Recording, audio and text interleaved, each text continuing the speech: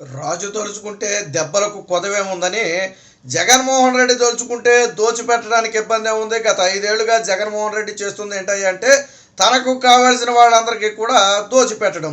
తాజాగా ఎన్నికలకు ముందు జగన్మోహన్ రెడ్డి ఒక హైడ్రామా చేశాడు, మనందరం చూసాం. 14,000 కోట్ల రూపాయలు పేద ప్రజల ఖాతాల్లో వేయాలి, వెంటనే అనుమతి ఇవ్వండి అని చెప్పి ఎన్నికల సంఘాన్ని విజ్ఞప్తి చేస్తే ఎన్నికల సంఘం తిరస్కరిస్తే చివరికి కోర్టుకు కూడా వెళ్ళాడు.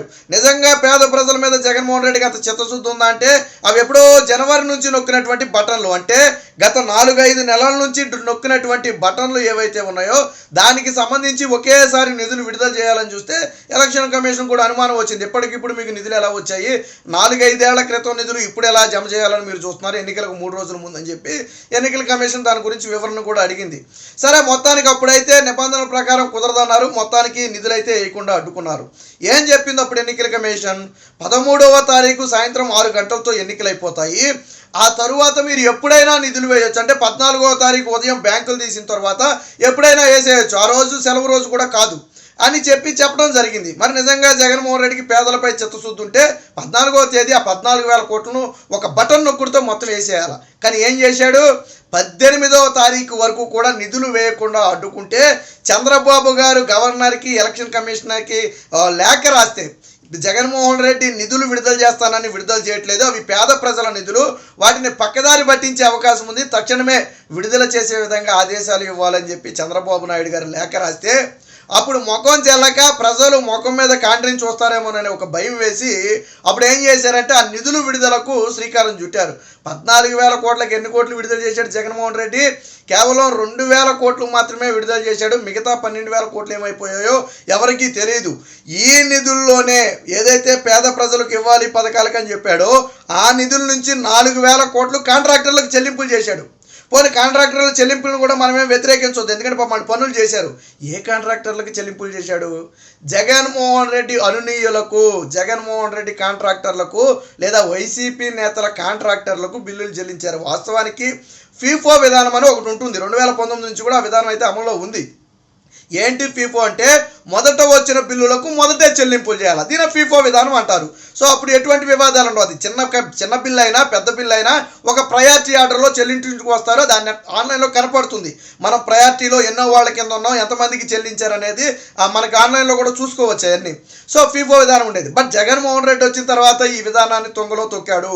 తనకు కావాల్సిన వాడు అట్టడుగున ఉన్నా కానీ తీసుకొచ్చి పైన పెట్టి చెల్లింపులు చేస్తాడు, తనకు ఇష్టం లేని వాడు పైన ఉన్నా కానీ తీసుకెళ్ళి అట్టడుగున పెడతాడు. ఈ విధంగా వేధింపులు చేస్తుంటే దేశ చరిత్రలోనే దాదాపుగా వేల సంఖ్యలో కాంట్రాక్టర్లు కోర్టును ఆశ్రయించిన ఏకైక రాష్ట్ర ప్రభుత్వం ఏదైనా ఉందంటే మన ప్రభుత్వమే. జగన్మోహన్ రెడ్డి బిల్లు ఇవ్వలేదని కోర్టుల్లో వేల సంఖ్యలో పిటిషన్లు పడితే కోర్టు ఆశ్చర్యపోయింది. ఏం ప్రభుత్వం ఏమైనా దివాళా తీసిందా? బిల్లులు ఎందుకు చెల్లించలేకపోతుంది? తక్షణమే బిల్లులు చెల్లించాలని చెప్పి ఆదేశాలు జారీ చేసి 25%, 50% చెల్లింపులు చేసి మిగతాయి చెల్లిస్తామని చెప్పి కోర్టులకు సమాధానం చెప్పాల్సిన పరిస్థితి. సో అలాంటి పరిస్థితిలో జగన్మోహన్ రెడ్డి కేవలం 2,000 కోట్లు మాత్రమే వేశాడు. మిగిలిన వాటికి ఆసరాకి ఆసరాకు 1,500, చేయూతకు 500 ఆ కోట్లో విడుదల చేసినట్టుగా ఉన్నాడు. మిగిలిన ఏవి కూడా ఇవ్వలేదు. ఇంకేమి ఇవ్వాలి? వైఎస్ఆర్ చేయూత, అలాగే ఈబీసీ నేస్తం, అలాగే వైఎస్ఆర్ కళ్యాణమస్తు, వైఎస్ఆర్ షాదీతోప, రైతులకు పెట్టుబడి రాయితీ సొమ్ములు, ఇలాగా అనేక పథకాలకు ఇంకా జగన్మోహన్ రెడ్డి నిధులు చెల్లించాలి. 14,000 కోట్లలో 2,000 కోట్లు మాత్రం. మళ్ళీ వైసీపీ అఫీషియల్ పేజ్లో ఏమని ప్రచారం చేసుకుంటారు? ఇచ్చిన మాట ప్రకారం నిధులు ఇచ్చాడట. వారం రోజుల తర్వాత చంద్రబాబు నాయుడు గారు లేఖ రాస్తేనే కానీ గవర్నర్కి దిక్కు దివాణం లేదు, అప్పటి వరకు కదలిక లేదు. అది కూడా 14,000 కోట్లలో 2,000 కోట్లు మాత్రమే ఇచ్చారు. అసలు మిగిలిన 12,000 కోట్లు ఉన్నాయో జగన్మోహన్ రెడ్డి వెళ్తా లండన్ పట్టుకుని వెళ్ళిపోయాడు అని చెప్పి సోషల్ మీడియాలో ట్రోల్స్ నడుస్తున్నాయి. అది కూడా వాస్తవమే కదా, 2,000 కోట్లే చెల్లించాడంటే మిగతా 12,000 కోట్లు ఏమైనాయి? 4,000 కోట్లు కాంట్రాక్టర్లు చెల్లించాడు, మిగిలిన 8,000 కోట్లు ఏమైనాయి? వెళ్తా లండన్ ఏమైనా పట్టుకుపోయాడని అనుమానాలు కూడా కలుగుతున్నాయి. అంటే ఇది ప్రజల ప్రభుత్వం కాదు, కేవలం ఎన్నికలకు ముందేమో ససేమిరా మేము నిధులేయాలని చెప్పి డ్రామాలు ఆడతారా? ఎన్నికల కమిషన్ వద్దంటే కోర్టుకు కూడా వెళ్తారా? సింగిల్ బెంచ్ కాదంటే డివిజనల్ బెంచ్కి వెళ్తారా? కానీ ఎన్నికలు అయిపోయిన తర్వాత నిధులు మాత్రం వేయటానికి రెక్కలు రావట్లేదా? పోనీ బ్యాంకు సెలవు రోజులు అయితే వేయటం కుదరదు, ఓకే వదిలేయి. కానీ ఏ రోజు సెలవు రోజు లేదే, తర్వాత ఎన్నికల తర్వాత కూడా 3-4 రోజులు ఈ రోజు వరకు కూడా వర్కింగ్ డేస్గానే ఉన్నాయి. మరి ఎందుకు వేయలేదు నిధులు అంటే కేవలం ఆ రోజు ప్రజలను మభ్యపెట్టి ఒక రకంగా ఏంటంటే ఓటుకు ముందు నోట్లాగా కొనుగోలు చేయడానికి అనమాట. రేపు 2 రోజుల్లో ఓట్లు వేస్తారని ఈ రోజు నిధులు ఎత్తే ఆ ఉద్దేశంతో అయినా ఆసానుభూతితోనైనా ఓట్లు వేస్తారేమోననే ఒక ఆశ. ఎందుకంటే ఆల్రెడీ వైసీపీ ఎత్తిపోయిందన్న విషయం అందరికీ తెలిసిన విషయమే. సో దీంతో ఇప్పుడు గుర్తుదారులు ఎవరైతే కాంట్రాక్టర్లు ఉన్నారో తమకు కావాల్సిన కాంట్రాక్టర్లకు చెల్లింపులు చేస్తే మిగతా వాళ్ళు ఊరుకుంటారు. ఇప్పుడు వాళ్ళైనా చిన్న చితగా పనులు చేసిన వాళ్ళేగా, వాడు కూడా ఏదో రూపాయి 10 రూపాయలు వద్దని చెప్పి ఆశపడి చేసిన వాళ్ళే. కానీ జగన్మోహన్ రెడ్డి 4 ఏళ్ల నుంచి 5 ఏళ్ల నుంచి కాంట్రాక్ట్ బిల్లులు చెల్లించకపోతే చివరికి ఉన్న ఆస్తులు కూడా అమ్ముకోవాల్సిన పరిస్థితి, అప్పులు తెచ్చి ఎవరైతే పనులు చేశారో. అంతేందుకు జగన్మోహన్ రెడ్డి సతీమణి భారతీరెడ్డి పులివెందుల కడప ప్రాంతాల్లో ఓట్లు అడగటానికి వెళ్తే కాంట్రాక్ట్ పనులు చేసిన వాళ్ళు గొగ్గోలు పెట్టారు. అమ్మా మేము పనులు చేసాం, బిల్లు ఇవ్వలేదు, ప్రభుత్వాలు మారిపోతే రేపు వస్తాయో రావో మాకు భయం వేస్తుందని చెప్పి గొగ్గోలు పెట్టిన పరిస్థితి. కానీ జగన్మోహన్ రెడ్డికి కావాల్సిన కాంట్రాక్టర్లకు మాత్రం రూపాయి ఆగదు.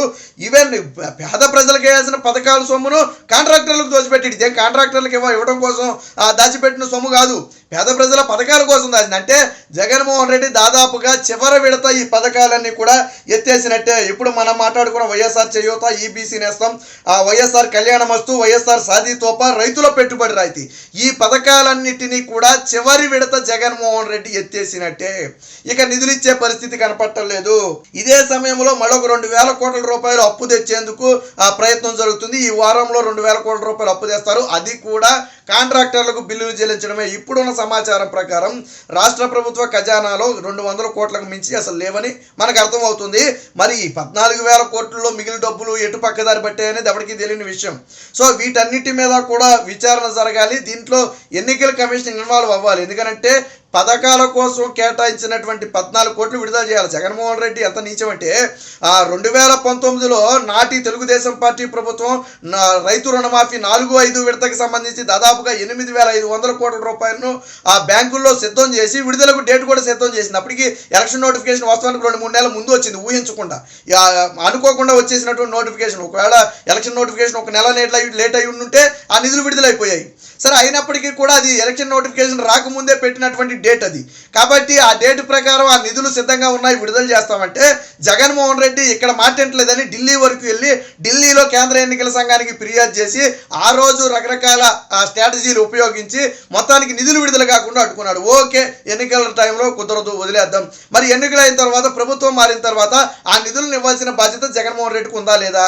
మరి 4-5 విడతగా రుణమాఫీ రైతులకు ఇవ్వాల్సిన 8,500 కోట్లను జగన్మోహన్ రెడ్డి పక్కదారి పట్టించాడు. అంటే జగన్మోహన్ రెడ్డి ఎంత నీచత్వంగా వ్యవహరిస్తాడు అంటానికి ఇది ఒక ఉదాహరణ. ఆ రోజు పక్కదారి పట్టించాడు, ఈ రోజు పేద ప్రజలకు ఇస్తాను, నేను బటన్ నొక్కుతానని చెప్పిన డబ్బులు కూడా కనపడటం లేదు. అంటే ఎన్నికలు అయిపోయిన తరువాత జగన్మోహన్ రెడ్డికి పేద ప్రజలు అవసరం లేదు. ఆ రోజు కూడా ఎన్నికలు అయిపోయాయి కాబట్టి తాను గెలుస్తాను కాబట్టి ఇక ప్రజలతో పని లేదు. ఈ రోజు ఎన్నికలు అయిపోయాయి, నేను ఓడిపోతాను కాబట్టి మళ్ళీ నాకు ప్రజలతో పని లేదు. ఇది జగన్మోహన్ రెడ్డి అసలు నైజం. కాబట్టి ప్రజలు అర్థం చేసుకోవాలి. ఎప్పటికైనా ఎన్నికల కమిషన్ జోక్యం చేసుకుని ఏదైతే ఇతర పథకాలకు జగన్మోహన్ రెడ్డి ఆ నిధులు విడుదలను తొక్కిపట్టి ఉంచాడో తక్షణమే ఆ నిధులు విడుదల చేసే విధంగా ఆదేశాలు ఇవ్వాలని చెప్పి రాష్ట్ర ప్రజలందరూ కూడా కోరుకుంటున్న పరిస్థితి.